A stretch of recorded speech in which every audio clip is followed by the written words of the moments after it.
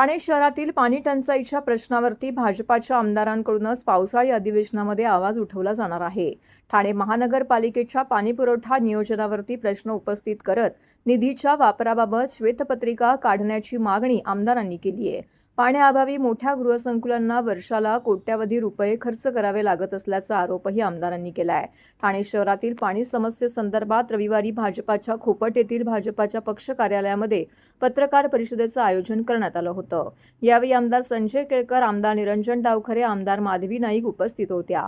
शहरातील पाणी पुरवठ्याची स्थिती गंभीर असल्याचे सांगत आमदार संजय केळकर यांनी महापालिका प्रशासनावरती टीका केली आहे। ठाणेकरांकडून सातत्याने पाणी समस्येबाबत तक्रारी येत आहेत, मात्र प्रशासनाकडून समाधानकारक उत्तर दिले जात नसल्याचा आरोप त्यांनी केला आहे।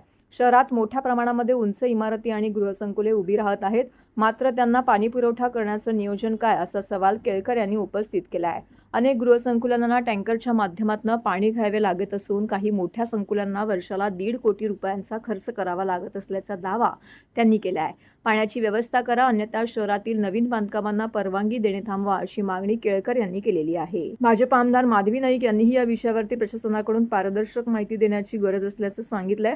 केंद्र सरकारकडून मिळालेला निधी नेमका कुठे खर्च झाला याची माहिती जनतेसमोर येणं आवश्यक असल्याचं त्यांनी स्पष्ट केलंय। पाणी समस्या आणि उपाययोजनेसंदर्भात बैठक घेण्यासाठी पालकमंत्री एकनाथ शिंदे यांनी मार्च महिन्यामध्ये पत्र दिलं होतं, परंतु या बैठकीसाठी पालकमंत्र्यांकडून वेळ मिळू शकला नाही असा दावा देखील संजय केळकर यांनी केला आहे।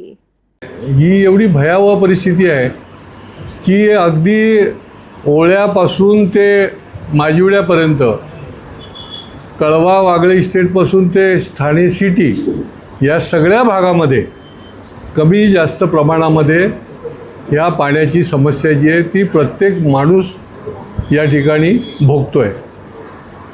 एका बाजूला 2017 साली कोर्टामध्ये शेवटी पिटिशन दिलं गेलं होतं की पाण्याची समस्या आहे, आपण अधिकृत ही बांधकामं जी आहेत त्याला स्टे द्यावा, आणि हायकोर्टाने खरंच त्यांच्या निदर्शनास आल्यावर 2017ला नवीन बांधकामाच्यासाठी स्टे दिला, पुनर्विकासाच्या नाही, नवीन बांधकाम।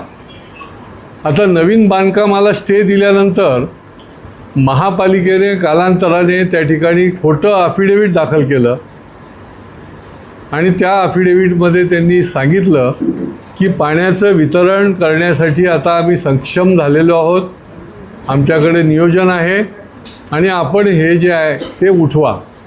त्याच्याप्रमाणे कोर्टाने पुन्हा त्यांना विचारलं की एका बाजूला लोक नवीन इमारती बांधायला सुरुवात करतील, तिथे लोक येतील, त्याचं समोर ठेवून तुम्ही केलं आहे का नियोजन? परंतु अफिडेविटच खोटं होतं, त्याच्यामुळे नियोजनाचा प्रश्नच येत नाही आणि त्यामुळे कुठल्याही प्रकारचं नियोजन त्या ठिकाणी झालं नाही।